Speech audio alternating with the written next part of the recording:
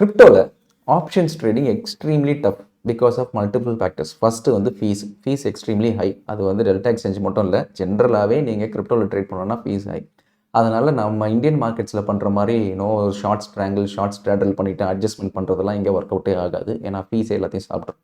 And second, ஸ்ப்ரெட்ஸும் ரொம்ப அதிகம். இந்த பிட் அண்ட் ஆஸ்க் பார்த்தீங்கனாலே ஸ்லிப்பேஜஸே பிட்வீன் மினிமமே 10% இருக்கும். ஸோ அப்படி இருக்கும் போது அதையும் நம்ம பார்த்துக்கணும்.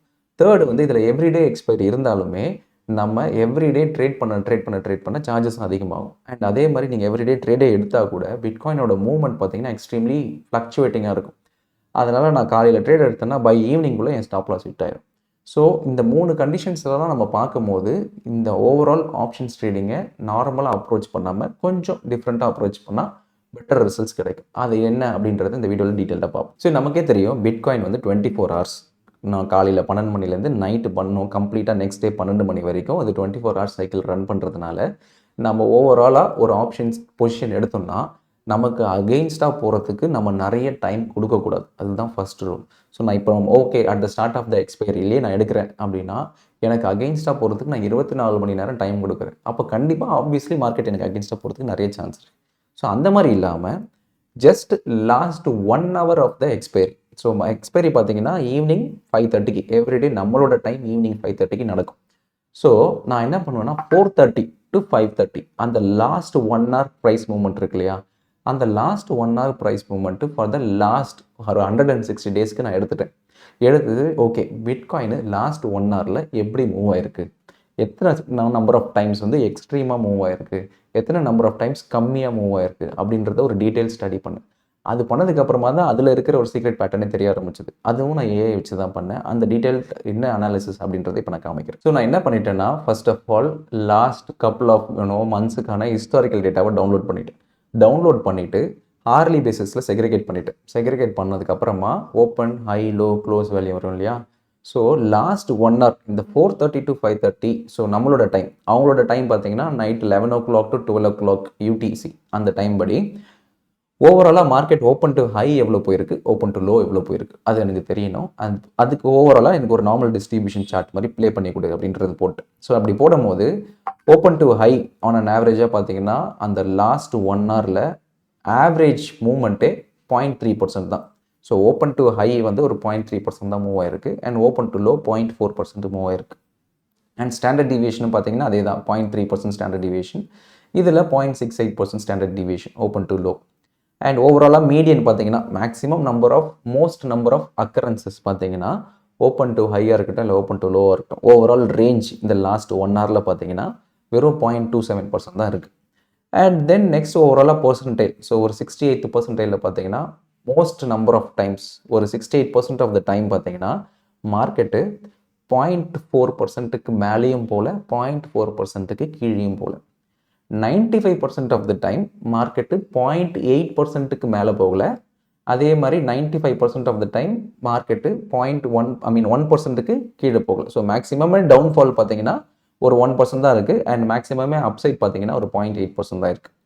And 99% of the time, so ஓவராலாக பார்த்தீங்கன்னா 99% of the time market open to high பார்த்தீங்கன்னா 1.7% தான் போயிருக்கு. அண்ட் அதே மாதிரி market on the down side பார்த்தீங்கன்னா 2.5% தான் அந்த டவுன் சைட் போயிருக்கு, எக்ஸ்ட்ரீம் டவுன் சைட். ஸோ ஓவராலாக நம்ம இந்த ப்ரைஸ் டிஸ்ட்ரிபியூஷன் மூவ்மெண்ட்டை பார்த்தோம்னா மேக்ஸிமம் அக்கரன்சஸே பார்த்தீங்கன்னா பிட்வீன் +1% to -1%க்குள்ளே தான் இருந்திருக்கு.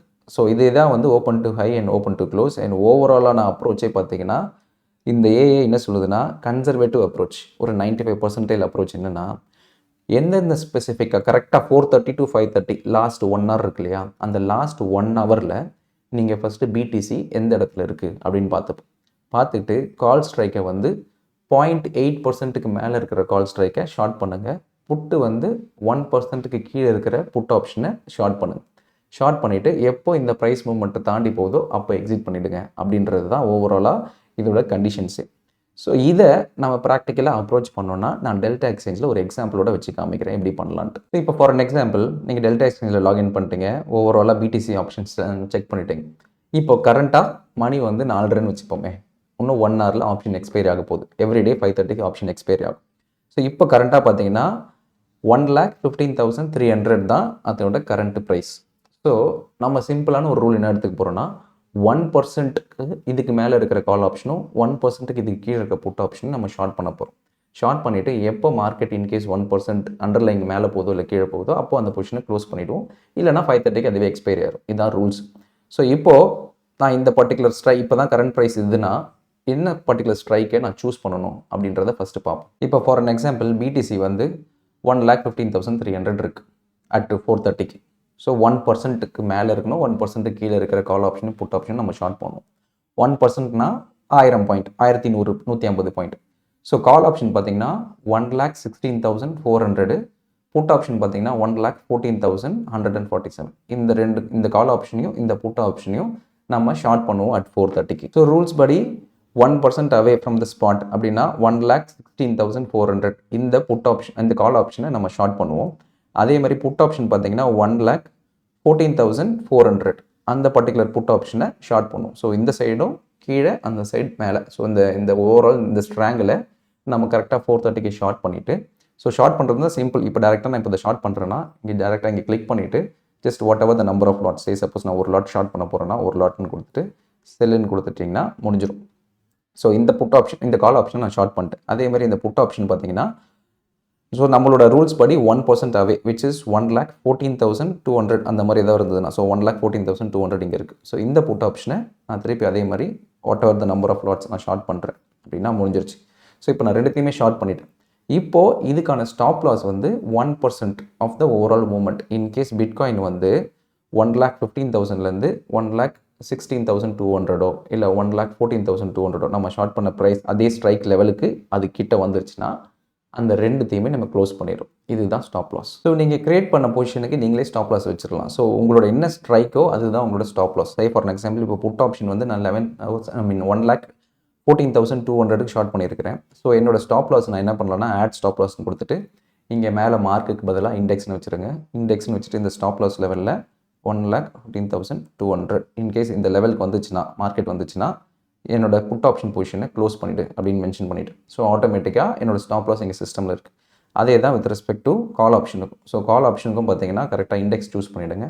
சூஸ் பண்ணிவிட்டு நீங்கள் என்ன பர்டிகுலர் ஸ்ட்ரைக் சூஸ் பண்ணியிருக்கீங்களோ அதை ஸ்டாப் லாஸாக மென்ஷன் பண்ணுங்கள். 1,06,400 வச்சுட்டு அவ்வளோதான் நான் கொடுத்துட்டேன்னா ஸோ கால் ஆப்ஷனுக்கும் ஸ்டாப் லாஸ் வச்சுட்டேன், புட் ஆப்ஷனுக்கும் ஸ்டாப் லாஸ் வச்சுட்டேன். இன்கேஸ் மார்க்கெட்டு நம்ம முன்னாடியே பார்த்த மாதிரி 95% ஆஃப் த டைம் இந்த ரேஞ்ச்குள்ளே தான் இருக்கும். ஸோ நெக்ஸ்ட் 1 ஹவருக்குள்ளே மார்க்கெட் 1% மூவ் ஆகிறது வந்து ரேர் கேஸ். இன்கேஸ் ஆனால் கூட நமக்கு ஸ்டாப் லாஸ் இருக்குது, நம்ம வெளியே வந்துடும். ஸோ 95% ஆஃப் த டைம் இது எக்ஸ்பைரி ஆயிரும். எக்ஸ்பைரி ஆச்சுன்னா அந்த ரெண்டு ஸ்ட்ரைக்குமே 0 ஆயிரும். ஸோ ஓவராலாக மார்க்கெட்டை பொறுத்த வரைக்குமே ஓடிஎம் ஆப்ஷன்ஸ் எல்லாமே 0 ஆயிரும். ஏடிஎம் ஆப்ஷன்ஸ் லைட்டாக ஒரு மூவ்மெண்ட் ஆகும். அதனால தான் நம்ம ஏடிஎம்மை ஷார்ட் பண்ணாமல் ஓடிஎம்மை ஷார்ட் பண்ணுறோம். ஸோ 95% ஆஃப் த டைம் இந்த ரேஞ்ச்குள்ளே மார்க்கெட் இருக்கிற வரைக்கும் இந்த ரெண்டு ஆப்ஷனுமே டீக் ஆயிரும். You will make profit. In case ஏதாவது ஆச்சுன்னா ஒரு side you will make profit, இன்னொரு side you will lose money. அப்போ அதுவும் நம்ம வந்து கரெக்டாக அந்த லெவலில் வச்சுட்டோம். இன்கேஸ் மூவ் ஆச்சுன்னா கூட ஸோ ஒஸ்ட் கேஸ் சினாரியோவும் அட்ரஸ் ஆயிரும். ஸோ நம்மளோட ஹிஸ்டாரிக்கல் அனாலிசிஸில் மூவ்மெண்ட் பார்த்தீங்கன்னா கிரேட்டர் தென் 1% மூவ்மெண்ட் பார்த்தீங்கன்னா ஜஸ்ட் 6 நாள் தான் நடந்திருக்கு அந்த up side open to high side.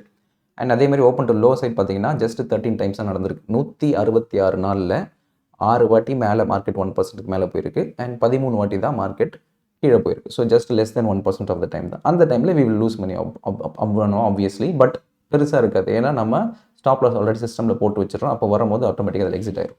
Rest most of the time பார்த்தீங்கன்னா மார்க்கெட் இந்த ரேஞ்சுக்குள்ளே இருக்கிறதுனால அந்த ஆப்ஷன்ஸ் எக்ஸ்பைரி ஆயிரும். We will make money. So this is what I want to convey. So ஓவராலாக இந்த மாதிரி ஏகப்பட்ட டிஸ்அட்வான்டேஜ் இருந்தாலுமே நம்ம அதுக்கேற்ற மாதிரி நம்மளோட அப்ரோச்சை மாற்றும் போது there is a possibility to make money. But ஆனாலுமே இன்கேஸ் அகெயின்ஸ்டாக போச்சுன்னா எவ்வளோ போகுன்ற ஓவரால் த்ரெஷ்ஹோல்டை நம்ம இந்த மாதிரி ஏஐ டூல் யூஸ் பண்ணி அனலைஸ் பண்ணி அது மூலிமா வர ஓவரால் கன்க்ளூஷனை வச்சு ட்ரேட் பண்ணும்போது ஒரு ஸ்டாட்டிஸ்டிக்கல் எவிடன்ஸ் இருக்கும், ரேண்டமாக நம்ம ட்ரேட் பண்ணாமல். So this is what I want to convey. இதில் ஏதாவது டவுட்ஸ் இருந்தால் கமெண்ட்ஸில் மென்ஷன் பண்ணுங்கள், நான் அட்ரஸ் பண்ணுறேன்.